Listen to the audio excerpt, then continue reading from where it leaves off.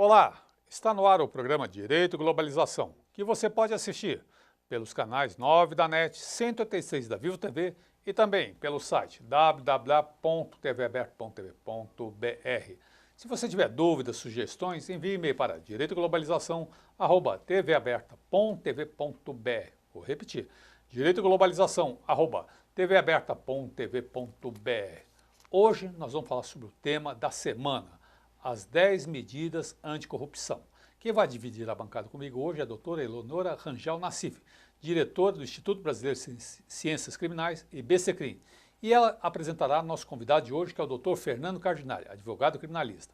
Lembrando a você de casa que estamos ao vivo, faça sua pergunta pelo telefone 3877-0078 ou pelo site www.tvaberto.tv.br. Bom dia, Eleonora, como vai? Boa noite, Martim. Boa noite, né? Boa Já noite, estou dando bom dia, boa noite, né? É uma satisfação estar novamente Alegria toda aqui minha. no seu programa Direito e Globalização. Boa noite aos nossos telespectadores. Hoje o nosso convidado, que muito nos honra com a sua presença, é o Dr. Fernando Cardinale, advogado criminalista, membro do Departamento de Projetos Legislativos do IBCCRIM, do Instituto Brasileiro de Ciências Criminais. Ele é também especialista em Direito Penal Econômico pela Universidade de Coimbra, em parceria com o IBCCRIM, especialista em Direito Penal Econômico pela Escola de Direito da Fundação Getúlio Vargas, mestrando em Direito Processual Penal pela Universidade de São Paulo e também coordenador adjunto do boletim do IBCCRIM. Boa noite, doutor Fernando. Boa noite, Eleonora. Muito obrigado pelo convite, muito obrigado ao Martim também. Fico muito feliz de estar aqui. Você é uma companheira de luta, companheira de IBCCRIM, então é uma grande satisfação estar aqui para conversar sobre um tema que está candente e que nesse exato momento eu não sei exatamente o que está acontecendo, né? Talvez a gente acabe o programa hoje já tendo uma nova notícia e uma nova pauta de programa, né? Exatamente. Exatamente. Eu só queria fazer dois comentários. Primeiro é o seguinte, um talentoso advogado com baita currículo e jovem, né? Isso é um duplo elogio, a juventude e o talento. Parabéns. Imagina onde ele não vai chegar ainda. Imagina, opa. Obrigado. Mas é exatamente esse aspecto de que está acontecendo agora, neste momento, pode ser que esteja acontecendo essa votação que estava prevista para hoje do projeto de lei 4850 de 2016, de relatoria do deputado Onyx Lorenzoni, né? Se você de casa está acompanhando a votação no Congresso Nacional via TV Senado, informe aí pela internet ou por e-mail o que está acontecendo para nós. Com você, Leonora. E, Fernando, esse projeto, conhecido como as 10 medidas contra a corrupção, ele teve 2 milhões de assinaturas, né? É algo bastante relevante. Como é que você explica essas 2 milhões de assinaturas e quais são, no seu ponto de vista, os aspectos mais relevantes, as medidas mais relevantes desse pacote? Leonora, eu vou começar respondendo a sua primeira pergunta. Uhum.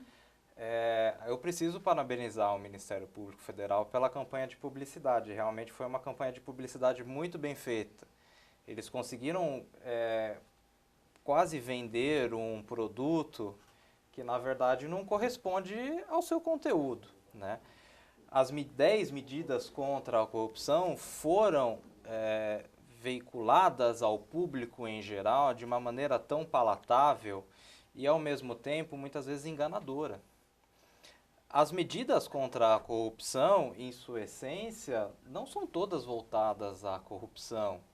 E elas foram propagandeadas como se fossem uma panaceia para a resolução dos problemas com uma canetada legislativa, quando no fundo o problema vai muito além disso. É um problema estrutural, é um problema não só de ordem legislativa, e nós precisamos, obviamente, pensar no nosso ordenamento jurídico e mudar o sistema penal, o sistema processual penal, mas não dessa forma que foi propagandeado. Então, as 2 milhões de assinaturas foram conseguidas por um jogo de publicidade muito bem feito. Eu preciso reconhecer. As medidas foram transformadas em esquetes, em desenhos animados que foram transformados no YouTube. Eu conheço pessoas do meu relacionamento, da minha família, que assinaram essas medidas sem saber qual era o conteúdo, só pelo mote, que é muito atrativo. Eu vejo advogados. Exatamente. Eu vejo advogados nas redes assinando, propagandeando, usando camiseta e defendendo. O que é impressionante, sem se dar conta do conteúdo deste pacote aí. Mas você, então, você é contra, você é a favor da corrupção? Pois é. É isso que acho que precisa ser esclarecido, né? Essa é uma pergunta capciosa, e esse foi um mote capcioso utilizado também em toda essa campanha. Porque, obviamente, todos somos contra a corrupção, assim como somos todos a favor da saúde, da educação, e a favor de uma punição justa, e a favor da criminalização de certas condutas, enfim. É a mesma pergunta, no mesmo, assim, você é a favor do aborto? Ninguém é a favor do aborto. Essa é uma pergunta infame, ninguém é. Pois é. Uma coisa é você ser a favor, ser contra, outra a pergunta é mal colocada, levando a uma única resposta, né? Exato, e aí que vem o problema. A única resposta de dizer eu sou contra a corrupção, é claro. Ninguém quer um sistema, um Estado em que haja corrupção. Mas isso não significa que eu precise apoiar as 10 medidas contra a corrupção. E aí que vem o mais importante, Leonora, que ser contra as 10 medidas contra a corrupção não é ser a favor da corrupção. Eu não sou a favor da corrupção. Eu sou contra a maneira que se projeta para combater a corrupção. Eu acho que o problema é muito mais profundo, o problema é problema estrutural, e as reformas legislativas que são propostas nessas 10 medidas, muitas delas estão muito longe do foco da corrupção e muito próximo da grande massa penal que nós temos no nosso dia a dia de justiça criminal, e que é aí que vai acontecer o grande problema, a grande tragédia que isso pode acontecer. Voltando então à sua pergunta, eu respondo, eu sou contra as 10 medidas de combate à corrupção, mas não significa que eu seja a favor delas, eu só apenas entendo que há outras maneiras de combater a corrupção e acho necessário que todos nós comecemos a ter consciência disso, porque as medidas propostas e que estão em votação agora, que a gente não sabe como, não são as panaceias. A aprovação, se acontecer uma aprovação hoje, não significa que 2017 será um ano sem corrupção. Nem em 2018. Daí para frente. E uma dessas medidas que mais causou polêmica foi a questão do teste de integridade. Até houve um evento lá na Faculdade de Direito da USP, no dia 17 de novembro, agora passado, eu estive presente, e até o evento se chamou As Desmedidas, né? Que é um trocadilho aí para fazer um... Isso é típica coisa do Lago São Francisco, esses trocadilhos. As desmedidas contra a corrupção, né? E, inclusive lá, vários professores, defensores públicos de São Paulo, do Rio de Janeiro, professor Salomão Checaira, Patrick Cassiedo, Lívia Cáceres, da Defensoria Pública do Rio de Janeiro, o próprio Renato Vieira, seu sócio no escritório, Marcelo Semer, Fábio Tofic, todos estavam lá. E uma coisa que se falou sobre essa questão do teste de integridade é que ele parecia muito com o teste de fidelidade do programa do João Kleber, né? E isso até causou um pouco virou piada, mas o que é esse teste de integridade, afinal de contas? Como você já esgotou a definição que eu daria, que é uma pegadinha contra o servidor público, na verdade é uma medida que, na sua essência, como proposta pelo Ministério Público, era uma medida que tinha fins não apenas administrativos, mas também judiciais e para fins de investigação criminal, que nada mais é do que uma simulação por parte de um outro funcionário público, notadamente um funcionário de algum órgão de corregedoria, uma simulação de um ato ilícito. Então, e essa explicação, inclusive, que estão nas 10 medidas, no próprio relatório do Onyx Lorenzoni, um sujeito propositalmente passa numa blitz de trânsito com alguma irregularidade e o guarda que autuá-lo naquela blitz de trânsito pode ser submetido a uma oferta pecuniária. Olha, eu estou aqui com R$1.000, alivia essa multa para mim. Ou até em altos escalões, enfim, não há um limite. Só muda o preço, só muda o valor. Só muda o preço e só muda o local. Pode ser na rua, pode ser no escritório do Tribunal de Justiça, pode ser no escritório do próprio Ministério Público, gabinete do próprio Ministério Público. Pode ser naquelas empresas que têm centros de propinas, né, que eles fazem aqueles centros... Exatamente. E os desdobramentos disso... Né? E os desdobramentos disso são perigosíssimos, porque essa situação, que é uma situação provocada, a partir dessa simulação, O funcionário, essa prova, a partir da simulação, pode ser utilizada contra o funcionário para fins administrativos. Então, por exemplo, ele pode sofrer um procedimento administrativo disciplinar que acarrete a sua demissão. E, na essência, a das 10 medidas do Ministério Público Federal, elas também podiam ser utilizadas originariamente, podiam ser produzidas, inclusive, em um processo judicial ou mesmo em uma investigação criminal. Hoje, o relatório que o Onyx Lorenzoni apresentou agora na comissão especial, depois de muito rumor, o Onyx Lorenzoni retirou a utilização, ou pelo menos a produção, na verdade, dessa pegadinha, desse teste de integridade em um processo judicial ou em uma investigação criminal. Mas há uma válvula de escape, porque há um artigo no projeto que permite que, por decisão judicial, essa prova produzida inicialmente para fins administrativos, para um procedimento administrativo, possa ser utilizada depois num processo judicial, numa investigação criminal. Então, no fundo, nós estamos hoje com o mesmo problema que já tínhamos desde antes nas medidas originais, ou seja, é uma simulação, e eu acredito, inclusive, que isso é um flagrante preparado. É um flagrante preparado. É simulado, que inclusive assume contra a tradição de nosso direito. A ilegalidade Lembra muito disso. E esse flagrante preparado pode ser originariamente produzido para fins administrativos, pode muito bem ser utilizado depois num processo judicial, numa ação penal. Isso é gravíssimo. E a gente se vê diante de um problema muito grande que diz respeito ao seguinte: são pessoas que vão fazer esse teste de integridade, vão controlar outras pessoas. E quem controla essa corregedoria? Quem fiscaliza? Aonde que nós estamos aí? O professor Auri Lopes, ele tem uma frase muito emblemática que é: quem me protege da bondade dos bons? Exatamente. Bom, e aí então a gente vai ter que criar um super teste de integridade para fazer integridade na corregedoria?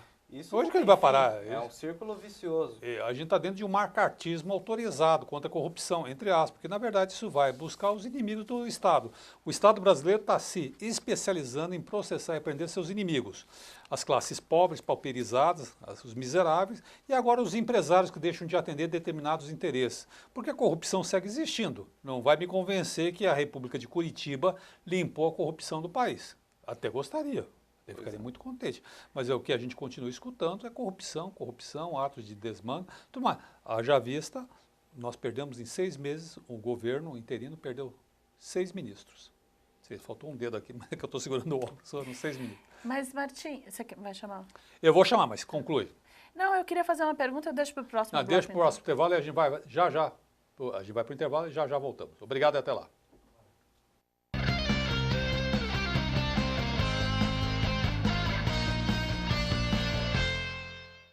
Acesse o site da TV Aberta São Paulo, www.tvaberta.tv.br. Vídeos. Olá, a partir de... Notícias. Promoções. Assista a nossa programação em tempo real e faça sua pergunta para os programas ao vivo. Participe da emissora comunitária da maior cidade do Brasil. O programa Direito e Globalização é uma iniciativa da Comissão de Direitos Humanos da Ordem dos Advogados de São Paulo, com apoio científico do Instituto Brasileiro de Ciências Criminais. Faça como esses produtores e realize o sonho de ter um programa na televisão. Venha para a TV Aberta São Paulo. Ligue para 3868-2802 e tenha a oportunidade de estar com mais de 3 milhões de telespectadores. Qualidade na transmissão e custo baixo. TV Aberta São Paulo, a emissora comunitária da maior cidade do Brasil. Você pode assistir a TV Aberta pelos canais 9 da NET e 186 da Vivo TV. Saiba mais em www.tvaberta.tv.br. TV Aberta São Paulo, a emissora comunitária da maior cidade do Brasil. A TV Aberta também está no Facebook. curta nossa fanpage e acompanhe as novidades da programação do canal comunitário da maior cidade do Brasil.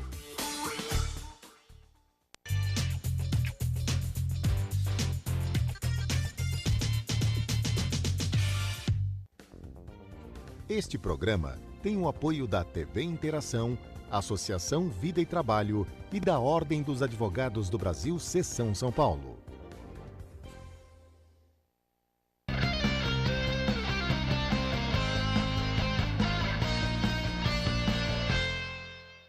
Estamos de volta no programa Direito e Globalização. Hoje recebendo o advogado Fernando Gardinali. O Fernando Gardinali é advogado criminalista. A meu lado está a Eleonora Nassif. Eleonora Nassif também é advogada, professora. Nós estamos discutindo sobre as 10 medidas anticorrupção, pacote contra a corrupção proposto pelo Ministério Público Federal. Lembrando a você de casa que estamos ao vivo, faça sua pergunta pelo telefone 38770078 ou pelo site tvaberto.tv.br. Com você, Leonora, você tinha uma pergunta? Não, eu queria aproveitar, Martinho, o Por gancho favor. Vá que adiante. o nosso entrevistado, Fernando Gardinali, hoje estava comentando sobre aquela frase do Aury Lopes Júnior, quem vai nos proteger da bondade dos bons? Eu achei ótima essa frase, achei ótima. E é muito emblemática, É né? muito emblemática, ela muito resume emblemática. tudo. Exatamente. Ela resume tudo. Pena que não fui eu que fiz. Eu gostei. E daí, a questão que eu coloco é a seguinte, esse aspecto que estava previsto inicialmente sobre a possibilidade de uso de provas ilícitas no processo penal, desde que essas provas sejam obtidas de boa fé. O que você tem a dizer sobre isso? Em que pé está isso no projeto? Eu vou aproveitar uma carona na sua pergunta e dizer assim, e quem determina que ela foi obtida de boa fé ou má fé? Quem que determina? Qual o critério? Qual a fronteira que a gente pode saber? Pois vem de novo, eu começo a passar com a pergunta, quem me protege da bondade dos bons?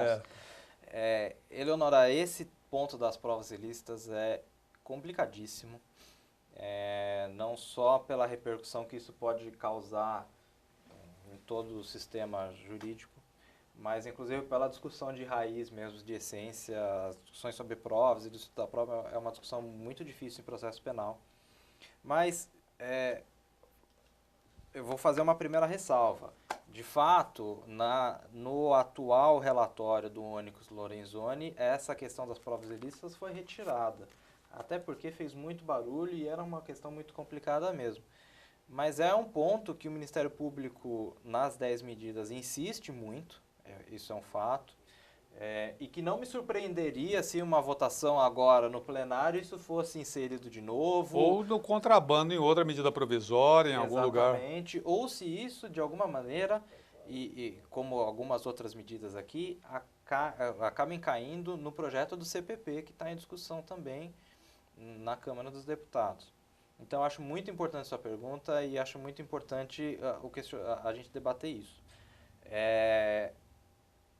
No seminário do IBCCRIM, que houve aqui nesse ano, do Congresso Internacional de Ciências Criminais, eu fiz uma pergunta para o professor Paulo Pinto de Albuquerque, que na verdade ele é juiz da Corte Europeia de Direitos Humanos, e perguntei para ele se havia alguma previsão semelhante na União Europeia sobre uma prova ilícita, mas que pudesse ser utilizada porque colhida de boa fé pelo agente do Estado. Ele não entendeu a pergunta. Ele não entendeu a pergunta porque ele falou, desculpa, é uma contradição aqui. Se a prova é ilícita, ela não pode ter sido colhida de boa fé. Pois Se ela for colhida de boa fé, a consequência é que a prova é lícita. Se a prova é ilícita, ela não foi colhida de boa fé. É um contrassenso. É um É contrassenso. algo tão teratológico que ele nem conseguiu Uma pessoa vindo de fora... E aí vem conceber a pergunta. Exato, e aí vem a sua resposta, Martinho. Qual que é a fronteira? Ninguém, não existe.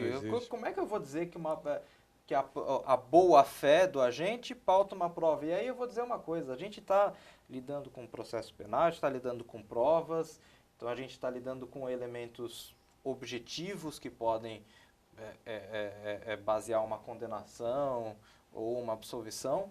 Como é que, nesse campo tão difícil de elementos objetivos, eu vou conseguir mensurar uma capacidade subjetiva da pessoa? Como é que eu sei que você agiu de boa fé ou não?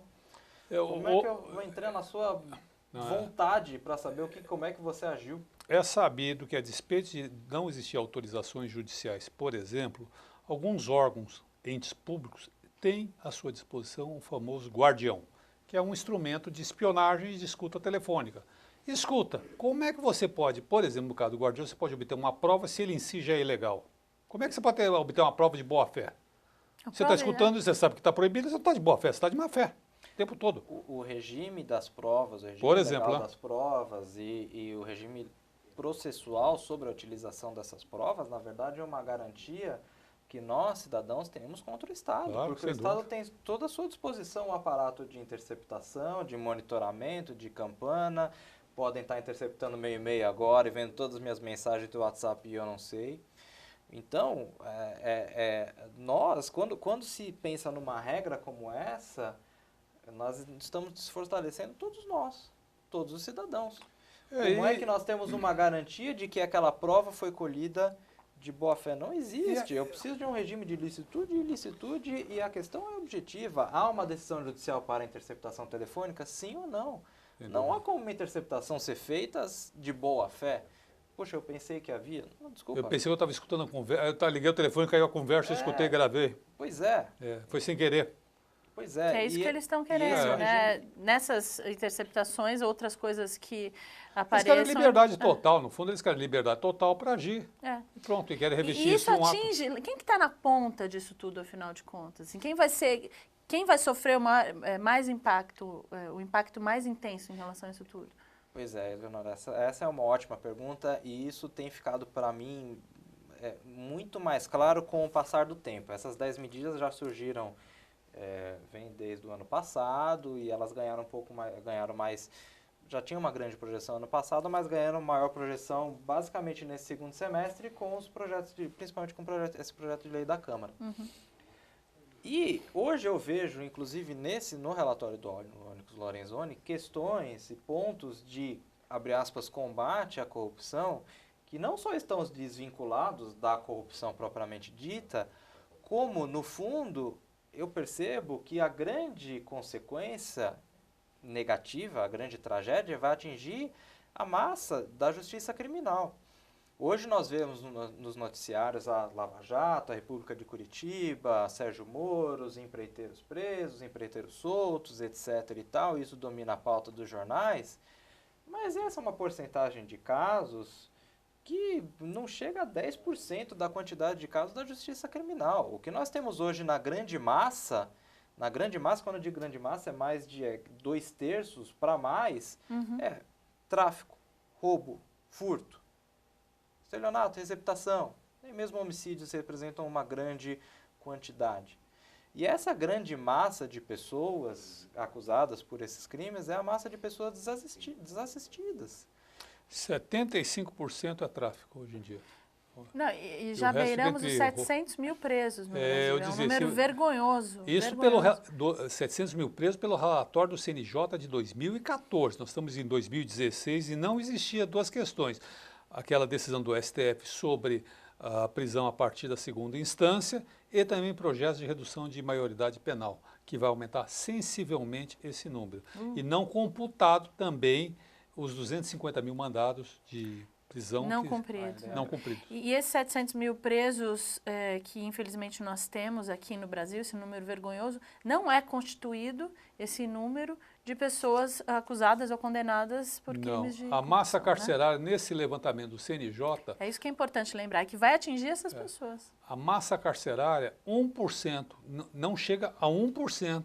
Ou seja, não existe 7 mil presos com nível universitário. Não estou dizendo que tem diploma, estou dizendo que entrou na universidade, que é considerado com nível universitário, não que completou, mas que ingressou. Porque a grande maioria é feita de pessoas iletradas ou que tem até tem um fundamental incompleto. Essa é a grande massa. E 70% são de negros e pardos, autodeclarados. Que isso num sistema que a gente está falando, um sistema absolutamente falho. Ou seja, o que é a base do sistema carcerário hoje, que atingiu uma proporção industrial, é um grande negócio para o Estado, para os agentes que lidam com isso, com as concorrências, com fornecimento de materiais, colchões, enfim, preços públicos, edificações. A grande massa da clientela são os mesmos miseráveis. E é impressionante, quando o Brasil promulgou, há quase 130 anos atrás, nós falávamos sobre isso, a Lei Áurea. haviam 800 mil cativos no Brasil. Em 2018, que vai se completar 130 anos dessa data do 1º de maio, possivelmente haverão 800 mil negros e pardos no sistema presos. Nossa, ou seja, que simbólico. é simbólico, é profundamente simbólico isso aí na nossa realidade. E quem está sendo levado à prisão são os inimigos do Estado. Aqueles empresários que não servem, a gente está vivendo aquele romance medieval, o Máscara de Ferro, pega que nem o garotinho deixou de interessar por alguma coisa, pega, qual a garantia? A desmoralização que fizeram com esse homem. Pode um negócio daquele, um escândalo? Você veja, aquele brasileiro foi preso na FIFA, o presidente da FIFA, Marinho, botaram lençol para ele ser preso. Tem que preservar a imagem do homem, independente. O que condena é a justiça, não é a execração pública. Mas, enfim, não poderia deixar de comentar isso. Não, e totalmente pertinente. Então, voltando a essa questão de quem acaba sendo mais prejudicado, você diria, então, que esse pacote de medidas, ele praticamente acaba com o processo penal constitucional, é isso? Digo que sim. Acho que sim. Gravíssimo. É gravíssimo. É gravíssimo. O relatório que hoje há do Onyx Lorenzoni tem algumas medidas daquelas 10 originais do MPF foram excluídas, mas ainda assim eu acho que muitas delas têm uma repercussão gravíssima em todo o sistema processual penal. Com certeza, Leonardo, com certeza. Eu vou interromper você por aqui e vamos para o segundo intervalo. E voltamos já no terceiro bloco do programa Direito e Globalização. Continue conosco.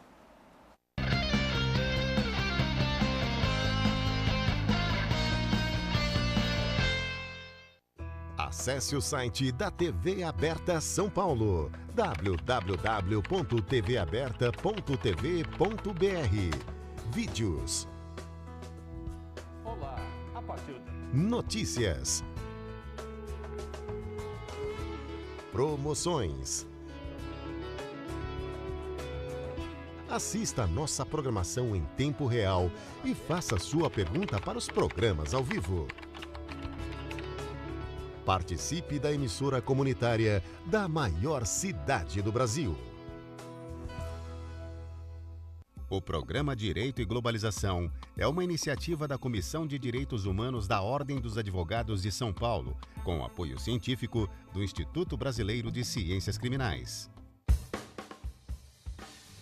Faça como esses produtores e realize o sonho de ter um programa na televisão. Venha para a TV Aberta São Paulo. Ligue para 3868-2802 e tenha a oportunidade de estar com mais de 3 milhões de telespectadores. Qualidade na transmissão e custo baixo. TV Aberta São Paulo, a emissora comunitária da maior cidade do Brasil. Você pode assistir a TV Aberta pelos canais 9 da NET e 186 da Vivo TV. Saiba mais em www.tvaberta.tv.br. TV Aberta São Paulo, a emissora comunitária da maior cidade do Brasil. A TV Aberta também está no Facebook. Curta nossa fanpage e acompanhe as novidades da programação do canal comunitário da maior cidade do Brasil.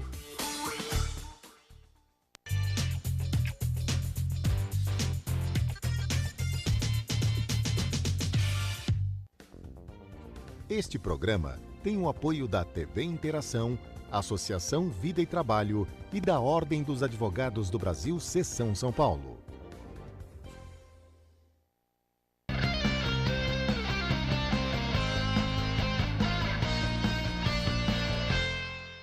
Estamos de volta no programa Direito e Globalização. No terceiro bloco, estamos falando sobre as 10 medidas de combate à corrupção.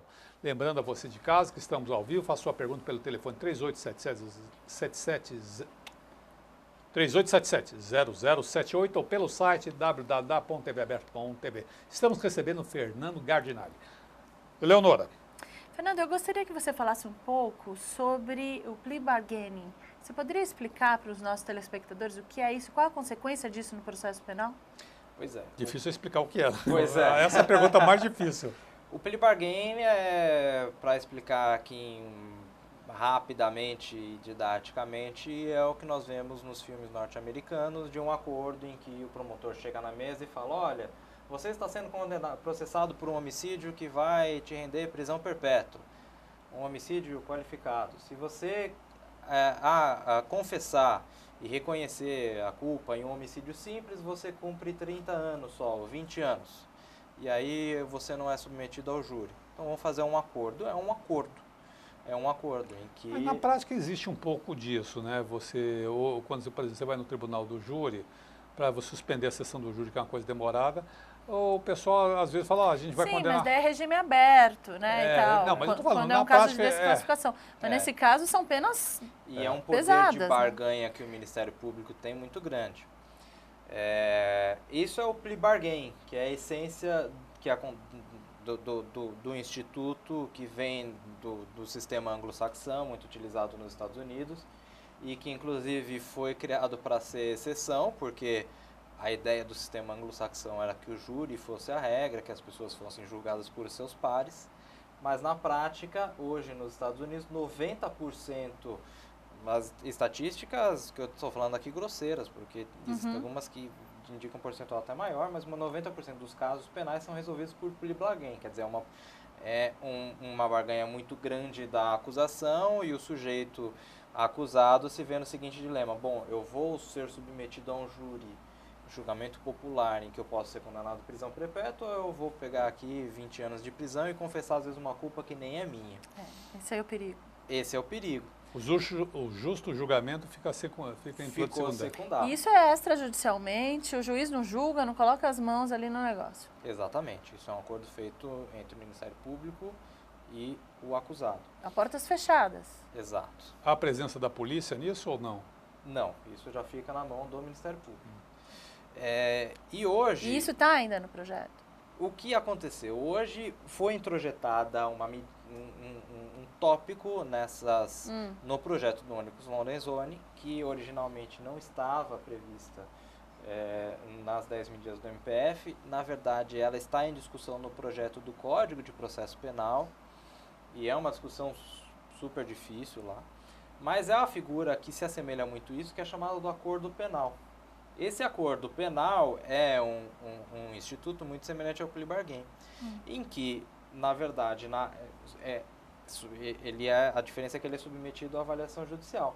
Mas é um acordo entre a acusação e a defesa, em que a defesa considera válidas as provas produzidas em uma eventual investigação, dispensa uma produção de provas na ação penal, quer dizer, em juízo, e já faz um acordo com o Ministério Público em que o acusado reconhece a sua culpa, e aí é uma questão de barganha quase comercial, é uma questão de jogo. Olha, então você vai ficar no regime domiciliar, ou você vai pegar 2 anos de prisão, ou 2 anos de prisão e mais 2 anos suspenso, a pena, enfim. E aí é um jogo de acordo mesmo.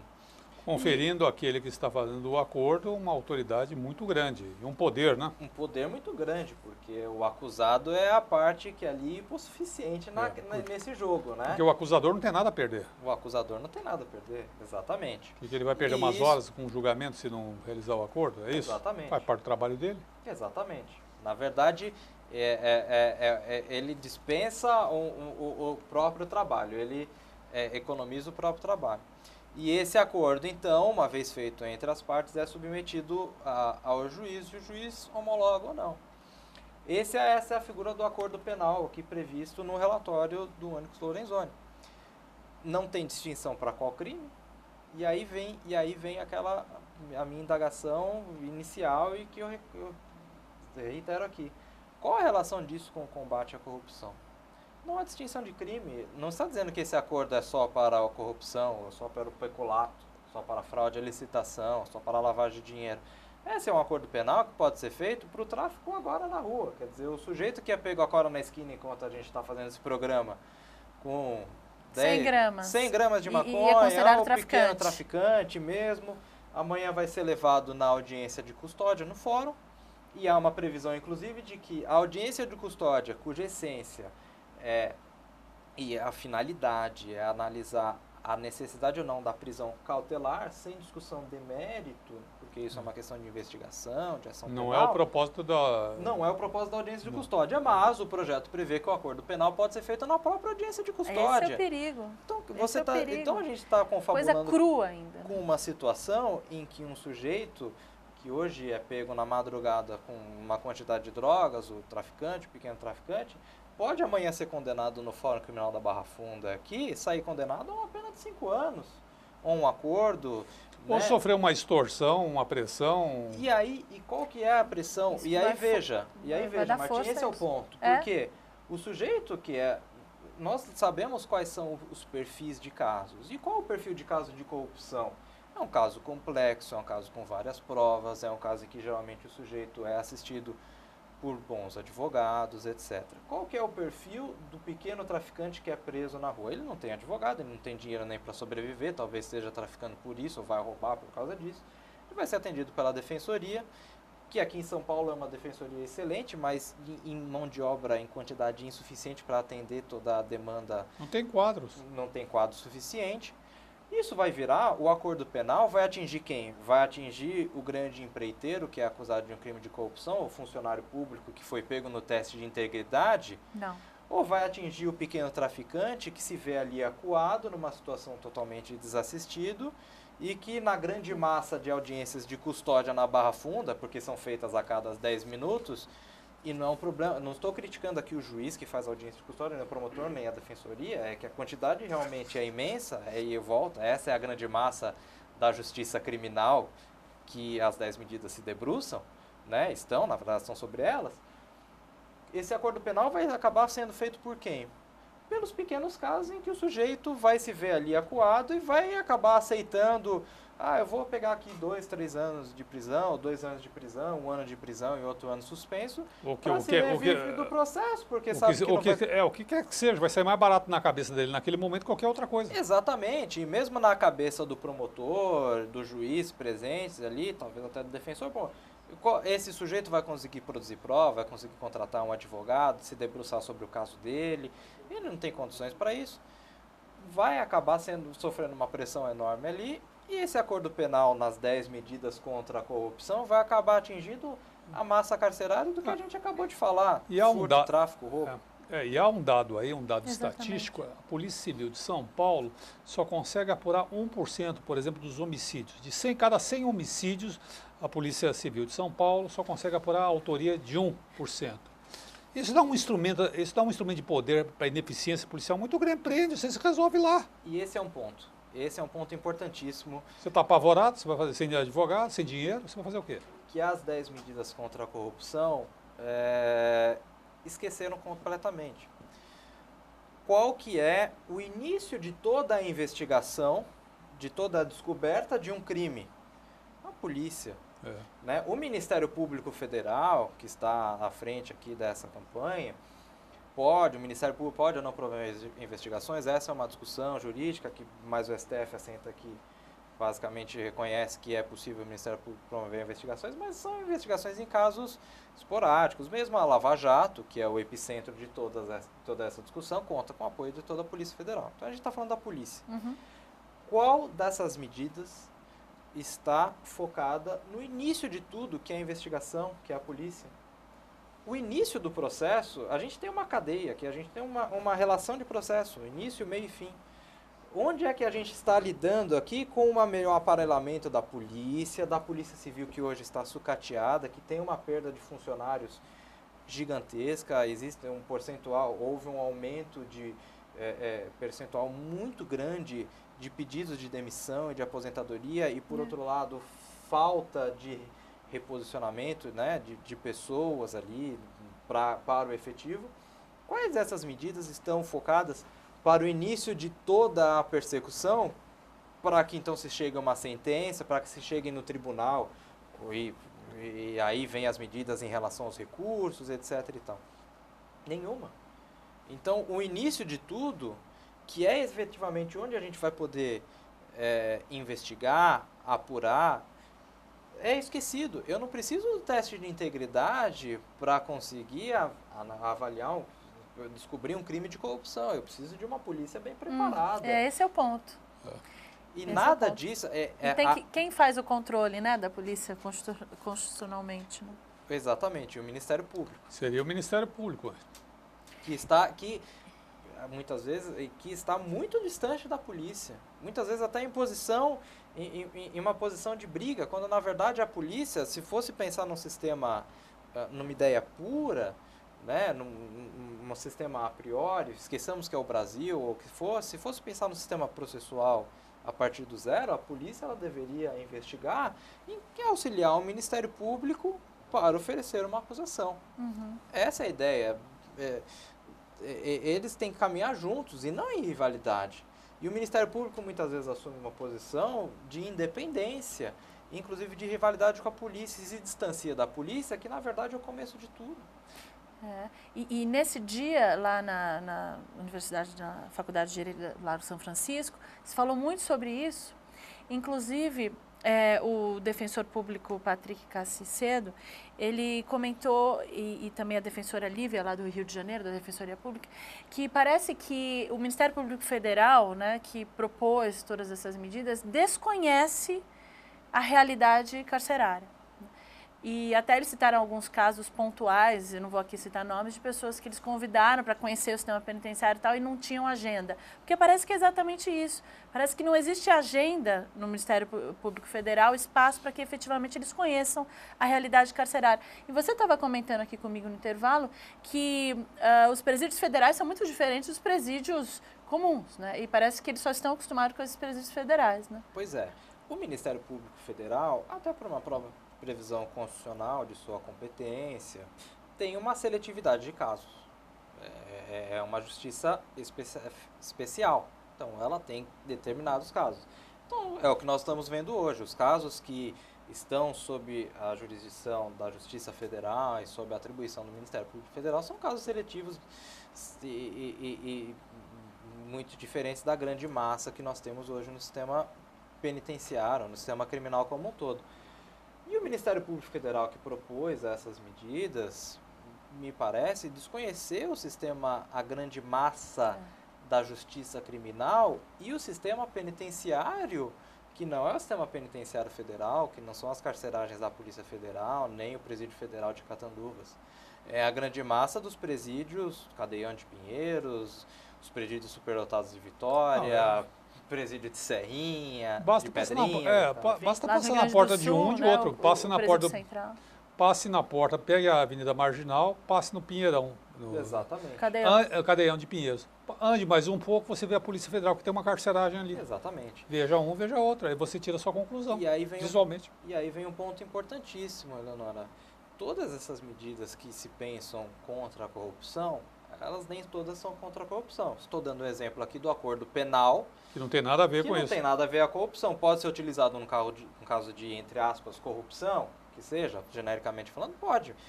Mas, na minha percepção, e a realidade criminal brasileira, né, da justiça penal brasileira, me leva a essa conclusão, que, na verdade, vai atingir a grande massa. E aí vem, qual o reflexo disso no sistema penitenciário? Ninguém tem essa resposta. Eu tenho uma pergunta, mas eu vou fazer no próximo bloco, porque esse bloco já está estourado o tempo. Voltamos já no quarto e último bloco do programa Direito e Globalização. Continue conosco.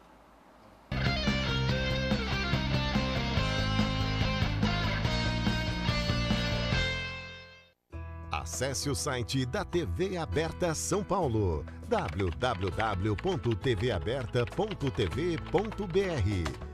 Vídeos. Olá, a partir de... Notícias. Promoções. Assista a nossa programação em tempo real e faça sua pergunta para os programas ao vivo. Participe da emissora comunitária da maior cidade do Brasil. O programa Direito e Globalização é uma iniciativa da Comissão de Direitos Humanos da Ordem dos Advogados de São Paulo, com apoio científico do Instituto Brasileiro de Ciências Criminais. Faça como esses produtores e realize o sonho de ter um programa na televisão. Venha para a TV Aberta São Paulo. Ligue para 3868-2802 e tenha a oportunidade de estar com mais de 3 milhões de telespectadores. Qualidade na transmissão e custo baixo.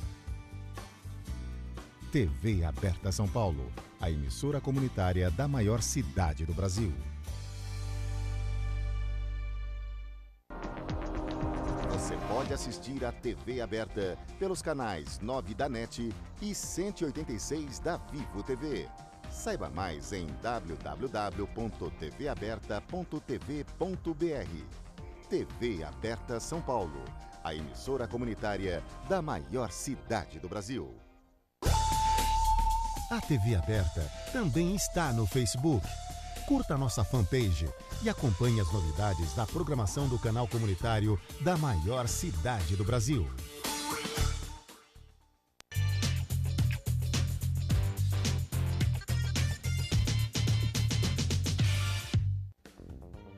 Este programa tem o apoio da TV Interação, Associação Vida e Trabalho e da Ordem dos Advogados do Brasil, Seção São Paulo.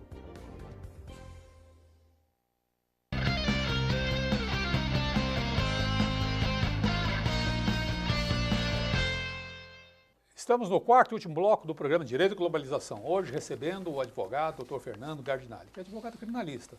Estamos ao vivo. Faça sua pergunta pelo telefone 38770078 ou pelo site tvaberta.tv.br. Chegaram várias perguntas. O papo estava animado, eu fui segurando uma pergunta, agora eu vou ter que fazer para atender o pessoal de casa que está nos acompanhando. Obrigado pela colaboração. E a primeira pergunta, eu não estou falando pela ordem de recebimento, estou falando aqui pelo meu tablet, é do Geraldo Jardim Paulistano. Pergunta: o Brasil está se tornando uma república de promotores? Eu não diria que está se tornando uma república de promotores. Eles assumiram uma grande força. Eu acho que, na verdade, o caso da Lava Jato assumiu uma grande força e acabou capitaneando uma discussão de um problema que nós temos no Brasil, que é endêmico, que é a corrupção, é verdade. Só que eles acabaram sendo propagandeados como os grandes paladinos da justiça, etc. Não desmereço o trabalho deles e até são pessoas extremamente preparadas, muito inteligentes, a quantidade de casos de volume de coisas, informações que tem até é muito grande. Não acho que se tornou uma república de promotores, mas isso desencadeou um pensamento e uma ideia de combate à corrupção, e esse é o problema, porque a quantidade de promotores não é que assusta. O que assusta são pessoas próximas a nós e que a gente conhece, acharem que essas medidas são a grande panaceia. Esse para mim é o grande problema. A república não é dos promotores, a república do combate à corrupção. E essa é a panaceia que me preocupa. Tem razão. Deixa eu continuar aqui nas perguntas. Exato. O Jaime Jardim Bonfilhós, sempre participa. Desculpe, Jaime, já tinha feito a pergunta aqui faz tempo, mas eu fui segurando. E ele pergunta: quais são as efetivas diferenças jurídicas entre convicção e prova? Para responder aqui rapidamente e tentando responder por um aspecto aqui, uma resposta mais voltada ao processo penal. A convicção é um estado que a pessoa atinge de certeza. Então, eu tenho convicção de uma determinada coisa, de um fato. A prova é o que me leva a ter uma convicção ou não. Pensando em processo penal e pensando aqui na pauta de hoje, a gente está discutindo quais provas podem ser ou não admitidas para que o juiz atinja um grau de convicção e de certeza que não pode ser uma convicção subjetiva. Eu não posso, ele precisa ter uma convicção baseada em provas. Então, eu poderia dizer o seguinte: eu tenho a convicção que esse projeto das medidas anticorrupção não atende os interesses nacionais. Exatamente, por tais e tais provas. Uma prova é que o acordo penal vai repercutir em outras instâncias. Outra prova são os dados carcerários. A gente tem convicção em provas. Exatamente.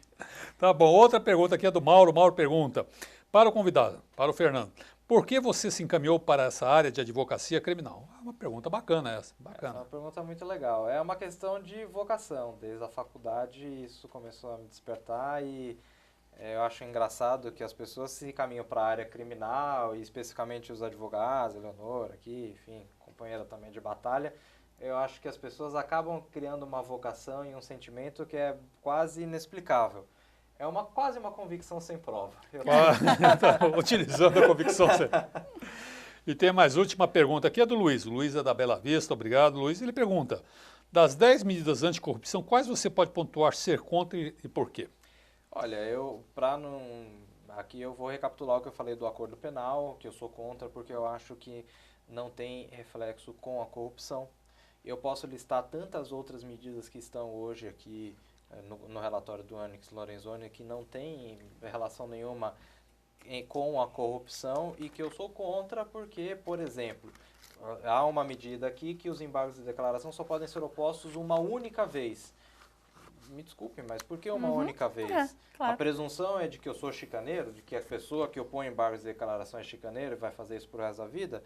Não, existem situações em que um embargo de declaração não serão suficientes. Às vezes o juiz escreve... Para que esse veto? E o que isso se relaciona com corrupção? Vai ser o julgamento de 2 embargos de declaração que vai acarretar uma impunidade dos crimes de corrupção? Isso não tem pertinência temática nenhuma e eu acho que é uma ofensa, inclusive, ao próprio direito de defesa. E veja, eu não estou falando nem de...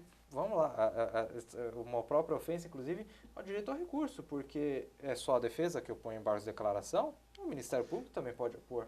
E me permite uma parte, como se todo o problema do processo penal, da demora do processo penal brasileiro, fosse culpa dos advogados. Né? Exato. Como se todos os recursos fossem meramente protelatórios. A gente tem que tomar muito cuidado com isso. Existe uma tônica generalizada em responsabilizar, um discurso arquitetado em responsabilizar o advogado pela demora do Poder Judiciário, esquecendo algumas coisas que são básicas e fundamentais.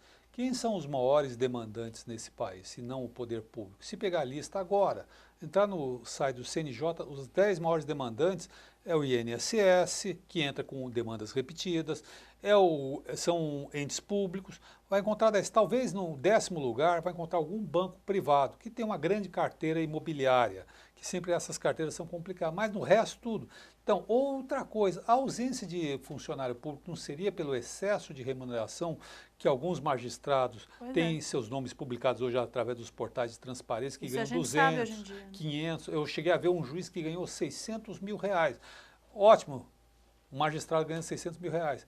Quem escolhe carreira pública não é empresário, é pessoa que não quer correr risco. Quem corre risco tem uma remuneração. Esse é o princípio do capitalismo. Agora, infelizmente, deveria ser por vocação, né? E também essa tentativa de restringir o habeas corpus inicial, né? Que parece que isso agora caiu também. O AI-5, né, do Ministério Público. Mas houve aqui nessas 10 medidas uma tentativa de restringir o habeas corpus e outros recursos como medidas, se fossem medidas meramente protelatórias, e que é algo que cerceia o direito de defesa. Existe um resquício hoje, que é está no projeto aqui no relatório do Onyx Lorenzoni, que é a possibilidade de, se o juiz vislumbrar uma concessão da ordem que acarrete uma anulação de prova, o juiz pode ouvir previamente o Ministério Público e, diante de uma decisão num tribunal que conceda um habeas corpus que acarreta a anulação de prova, o Ministério Público pode fazer um recurso para um órgão interno, para o Tribunal Pleno, por exemplo. Então, quer dizer, a gente ainda está com alguns resquícios aqui de limitação ao habeas corpus, porque, veja, possibilitar que o Ministério Público interfira em uma ação que é exclusivamente voltada à defesa, não deixa de ser uma limitação do habeas corpus.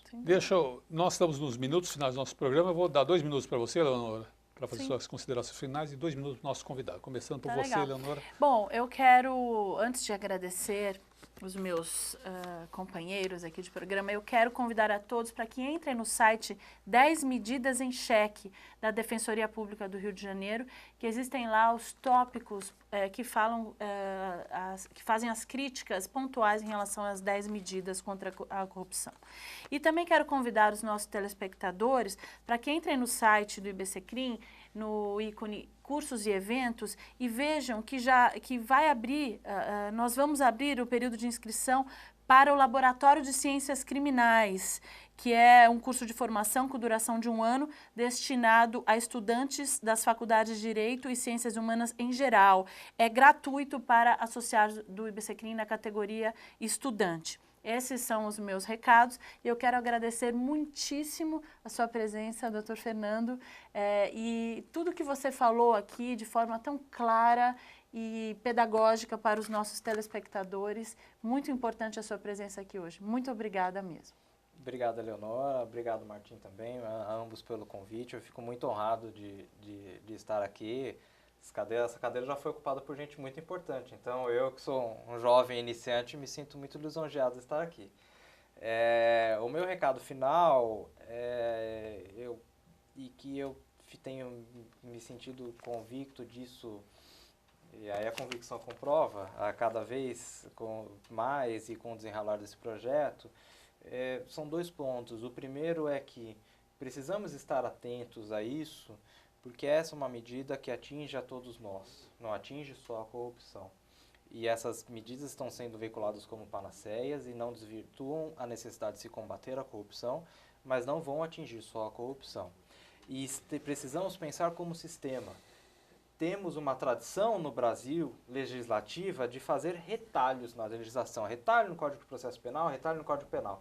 O projeto aqui são vários retalhos. Precisamos pensar em sistema. Em um sistema que pense qual que é o reflexo de um acordo penal para o sistema carcerário. Isso vai aumentar ou diminuir a demanda? O reflexo de limitações de recursos vai aumentar ou diminuir a demanda nos tribunais? Temos que ter pesquisas qualitativas e quantitativas sobre isso. Isso é pensar em sistema, pensar no Código de Projeto Penal e não em retalhos. E o segundo ponto as 10 medidas, na verdade, acabam nos levando ao mesmo engodo que todos nós brasileiros sofremos há muitos e muitos anos, de achar que as medidas legislativas, alterações legislativas, vão nos salvar ou vão resolver os nossos problemas. Precisamos pensar em estrutura. Dou um exemplo aqui.